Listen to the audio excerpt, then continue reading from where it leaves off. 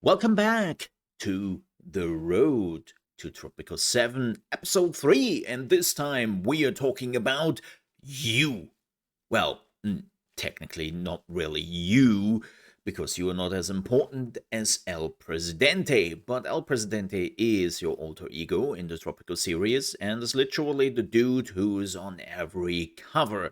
So we have to talk about him specifically and how El-Presidente will interact, hopefully, in Tropico 7.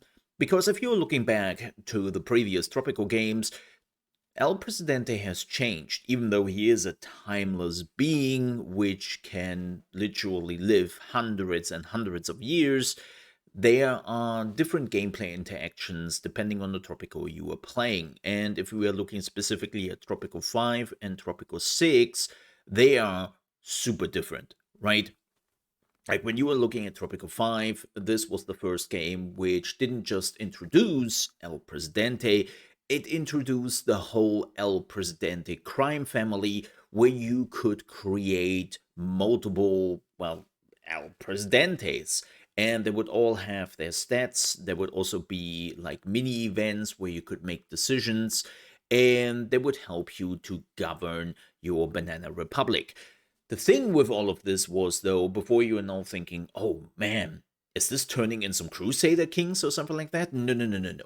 Look, technically speaking, the only thing they really did with the whole crime family was giving you more stats, right? If you decided to have multiple people in the El Presidente family, the only thing it really did was just giving you more slots to get more passives, which in the end made the game easier, right? And when you decided to just run with one El Presidente, that would have made the game harder for you because you don't have that many stat slots. But really, beyond that, El Presidente didn't have that much interaction. Yes, you could actually send El Presidente around, you could bless buildings, and you could still act and interact, more importantly, with the people living on your island, and you could bribe them, you could exile them, or you could throw them into jail, or if it was really necessary, you could make them disappear. Later on through the DLC, even through drones, and literally just snipe them out of the air. Was that really helpful? Did that really anything for the game? Not really, in most parts, which, by the way, is a huge problem we have to talk little bit more about later. But now, let's talk about Tropico 6. So, the most recent Tropico game, El Presidente is alone again, no family, but this time he has a trusty sidekick. No, I'm not talking about Penultimo, I am talking about El Presidente's palace. And yes, the palace has been around since the dawn of Tropico, but this time it's more than just a place where El Presidente live. You can actually interact with it. You can change the look of it, you can give it some stats, and it's being used for most of the speeches El Presidente is then giving on the balcony, even though those speeches are a bit weird and not really that greatly implemented, but that's a different topic in itself. But all things considered, I would say that Tropico 6 definitely has the least interaction of El Presidente outside the palace, and which is rather a shame. Like, I really like the idea that El Presidente is technically a character which is walking around the island and can interact with the buildings, with the people, and can do much more instead of just being, well, a stat giver who is also giving some speeches if necessary. And that really leads us to what I would love to see in Tropical 7.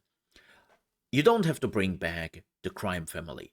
I think what El Presidente represented in Tropico 6 was fine, but we already know that the President Palace will be back. And if that is the case, please make it more enticing to use that building, right? Because the only usage you basically got out of the building was when somebody was starting a rebellion again, and El Presidente was hiding, sorry, preparing the last defense in the palace, and you had to defend the building from crumbling away. That was really the only interaction you have, and then, of course, putting down a few items here and there.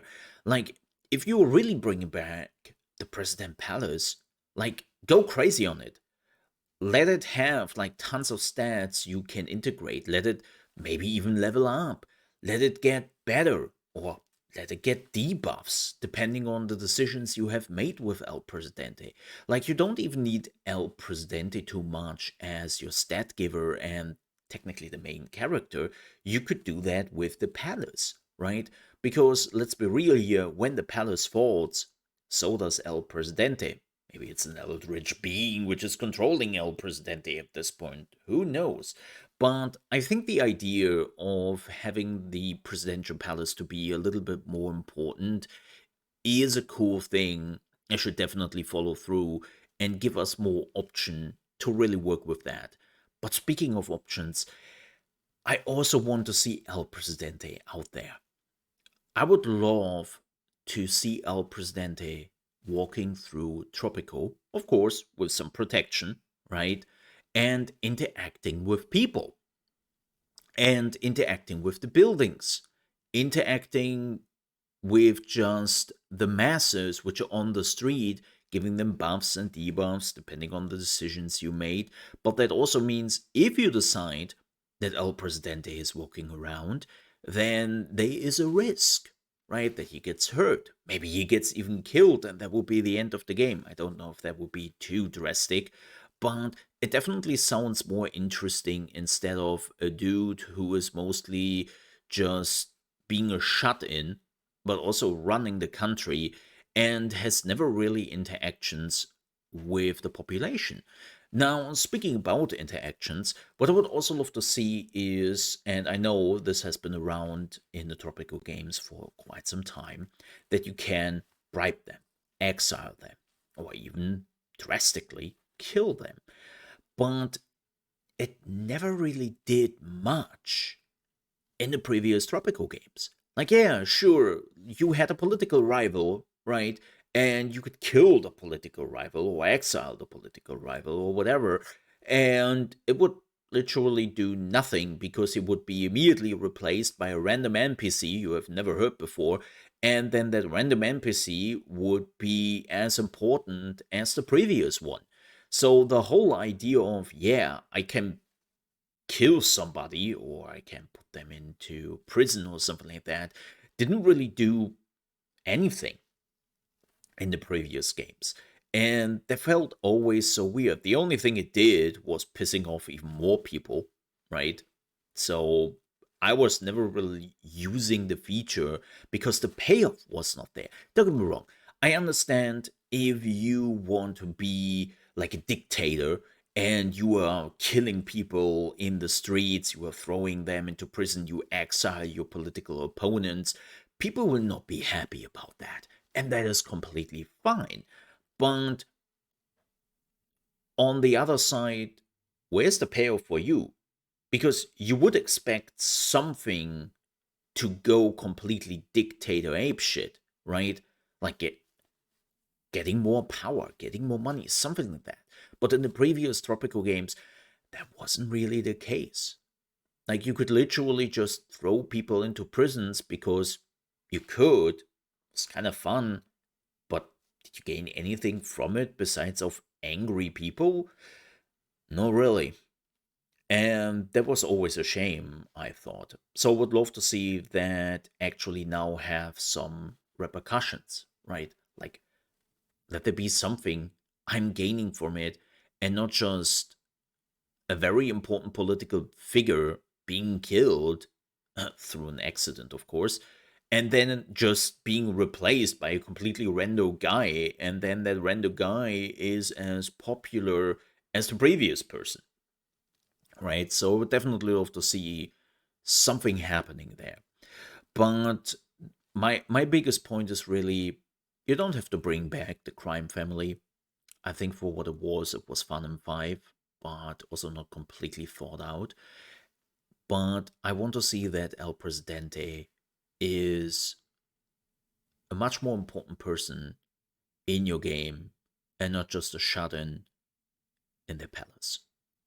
With that said, that's the end of the video. If you still have some ideas you would love to see what is happening with El-Presidente, let me know down below in the comments. And also, if you're new to the channel and you enjoyed this video, please don't forget to leave a like and also subscribe to the channel if you haven't yet. There will be more Tropico videos down the road, of course, and we are focusing completely here on strategy, management, and building games. So if that is your thing, you came to the right place. So with that said, have a good one, stay safe, bye bye.